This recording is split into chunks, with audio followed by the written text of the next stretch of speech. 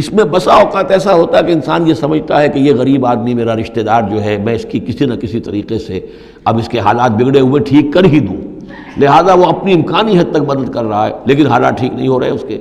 تو فرمایا ان ربک یبسط الرزق لمن یشاء ویقدر، یہ جو ہے کسی شخص کے اوپر رزق کا کشادہ ہو جانا اور کسی کے اوپر رزق کی تضییق ہو جانا، یہ تمہارے اختیار میں نہیں ہے،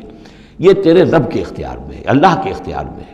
لہذا اپنا سا فرض ادا کرو، جو تم کر سکتے ہو معقول طریقے سے، معتدل طریقے سے، متوازن طریقے سے وہ کرو۔ تم یہ نہ سمجھو کہ تم کسی کے حالات کو بدلنے پر قادر ہو۔ ان ربک یبسط الرزق لمن یشاء ویقدر،